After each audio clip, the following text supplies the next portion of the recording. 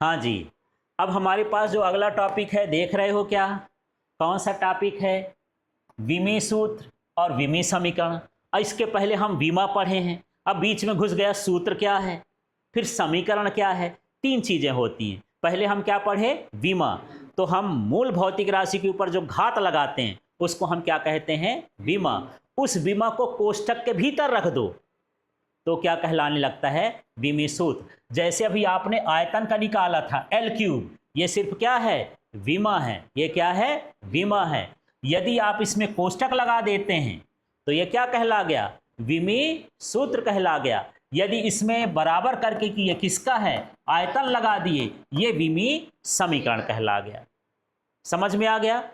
यदि मूल राशि के ऊपर सिर्फ घात लगाते हो उसे क्या कहेंगे? विमा। उस घात को कोष्ठक के वर्ग कोष्ठक, इसको कौन सा कोष्ठक बोलते हैं? वर्ग कोष्ठक। बड़ा छोटा नहीं बोलना, क्या बोलना है? वर्ग कोष्ठक के भीतर रखते हो, वो क्या कहला जाएगी? विमीय सूत्र। वो क्या कहलाया? विमा। हाँ। और यदि भौतिक राशि को उसके विमीय सूत्र के बराबर लिख देते हो तो वो क्या कहलाता है? विमीय समीकरण। समीकरण का मतलब ही है कि उसके बीच में बराबर लगा है। समीकरण माने क्या?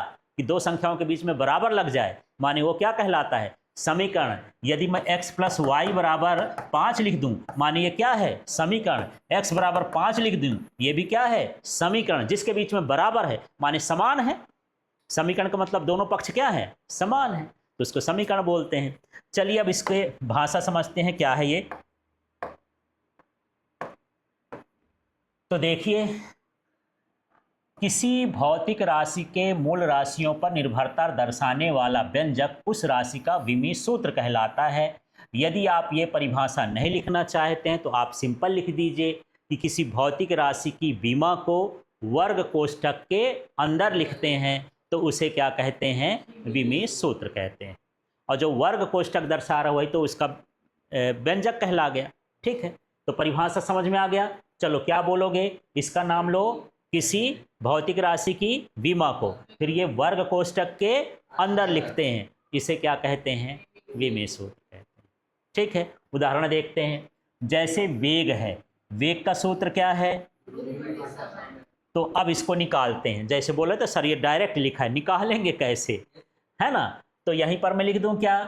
दूरी के लिए क्या लिखा जाता है? विमा बताओ दूरी की। एल बटा लगा है ना, थोड़ा तिरछा लगा है, मैं ऐसे लगा दूं। समय का क्या होता है? टी। अब बताओ, एल ऊपर है तो एल लिख दिया, टी नीचे है, इसकी घात कुछ नहीं है, ऊपर लिखोगे -1 हो गया। एल टी -1 इसकी विमा हो गई, ये कोष्ठक लगा दिए, विमीय सूत्र कहला गया। है ना? समझ में आ गया? और बराबर लगा दोगे, वेग के बराबर ये लिख दोगे तो विमीय समीकरण कहलाएगा। समीकरण भी देखते हैं। अब देखो, त्वरण का है तो क्या लिखा है? वेग बटे समय। यहां पर वेग का लिख दो पहले। वेग का क्या आया है? अब बताओ भाई, यहां से अब घबरा जाओगे। ये अब त्वरण में क्या लिख गया? वेग। लेकिन वेग का क्या निकाले हो? तो वेग की जगह क्या लिख दूं? LT-1। ये किसका विमीय सूत्र हो गया? वेग का। समझ में आ गया?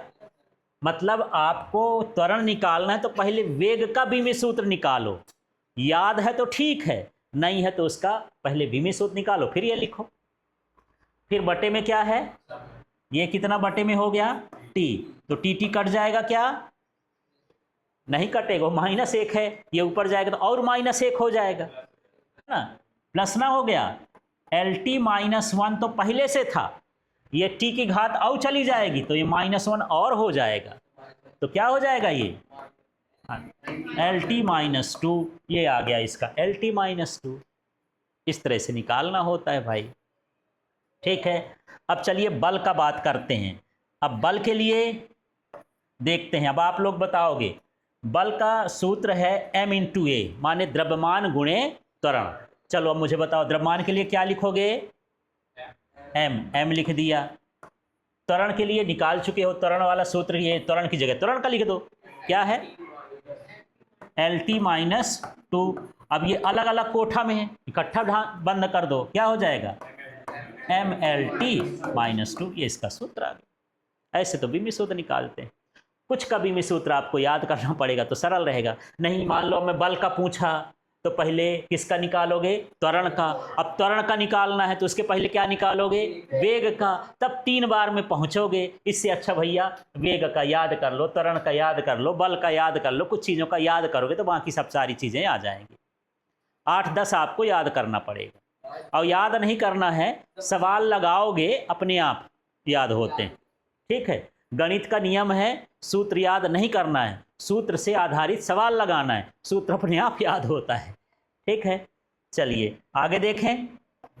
चलिए अब आगे बात करते हैं। कार्य बराबर या कार्य हो या उसी को क्या बोलते हैं? ऊर्जा। सूत्र क्या लिखा है? F माने बल और बल गुणे दूरी। बताओ, बल की बीमा लिखना पड़ेगा ना, पहले ऊपर निकाल चुके हो। क्या है बल का? mlt-2। ये मैं तो बल का लिख दिया। गुणे में क्या लिखा है? दूरी का क्या होता है? तो यहाँ पर क्या लिख दिया? L। अब इन सबको मिला दो तो क्या बनेगा? M। पहले सब देख लो, एक एक से देखना। M है कहीं, उसी तरह छाप दो।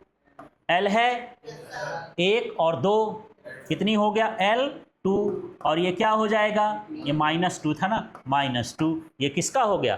कार्य का विमी सूत्र हो गया, ऊर्जा का विमी सूत्र हो गया। ठीक है, अब हम बात करते हैं आगे वाले हिस्से में। ये है शक्ति। शक्ति का क्या होता है? कार्य बटे समय। मतलब इसके लिए कार्य का विमी सूत्र होना चाहिए।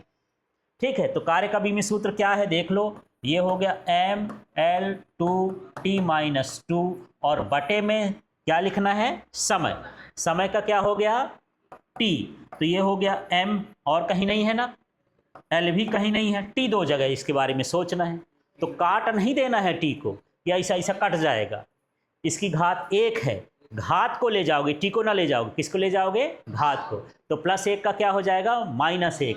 तो -2 तो पहले से है, -1 और दे दोगे, कितना हो जाएगा? -3। ये इसका क्या हो गया? शक्ति का हो गया। ये वही बीमी सूत्र हैं जो आपको याद करना है। इतना याद रहेगा तो फिर आप सारी चीज़ें कर सकते हो, चाहे जो जिसका बीमी सूत्र बन जाए। ठीक है, अब हम थोड़ा सा देख लेते हैं, बीमी समीकरण भी समझते हैं। ठीक है, कि बीमी समीकरण क्या होता है।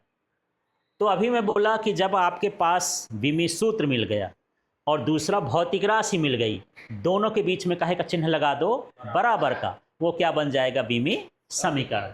तो देखो, जब किसी भौतिक राशि को उसके बीमी सूत्र के कैसे लिख दिया जाता है? बराबर लिखा जाता है, तो उसे क्या कहा जाता है? बीमी। जैसे आयतन है, ये भौतिक राशि हो गई, अभी निकाले थे m0 L3 T0, ये इसकी क्या कहला गया? बीमी सूत्र। कोष्टक लगाए तो बीमी सूत्र कहला गया, इसके बीच में बराबर लगा दिए, क्या बन गया? बीमी समीकरण। ठीक है, ये है वेग।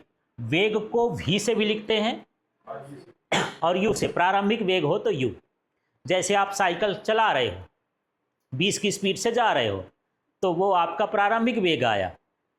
ठीक है, लेकिन अचानक आपको अच्छी रोड मिली, स्पीड आप बढ़ा लिए और आपकी 20 की 40 हो गई, वो आपका क्या हो गया? अंतिम वेग हो गया। तो अंतिम वेग को किससे लिखते हैं? v से। है वेग है। ठीक है, जैसे सभी लड़के हो पर एक का नाम कुछ और है, एक का नाम कुछ और है, नाम अलग कर देते हैं, तो है वेग है, एक प्रारंभिक है, एक अंतिम, पर बीमी सूत्र वही रहेगा। ठीक है, तो वेग का बीमी सूत्र LT-1 पढ़े थे। क्या पढ़े थे? LT-1। m नहीं था, m0 लिख सकते हो, दोनों सही है।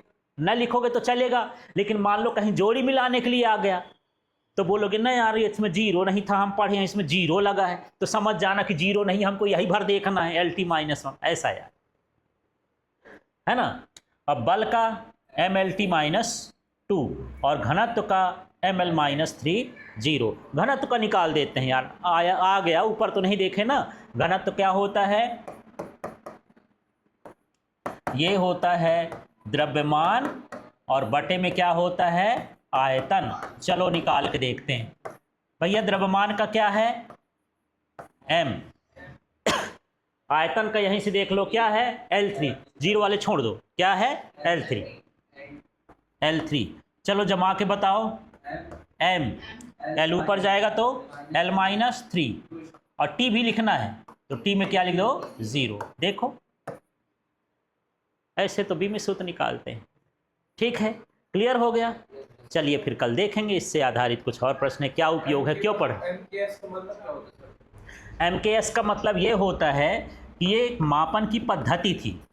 मात्रक जैसे हम यूज करते हैं किसी के मापन के लिए, तो मात्रक की एक पद्धति थी कि हम लंबाई को किस में नापते हैं, मीटर में, द्रव्यमान को किससे नापते हैं, किलोग्राम में, और समय को किससे नापते हैं, सेकंड में। तो इस पद्धति का नाम क्या होता है, MKS।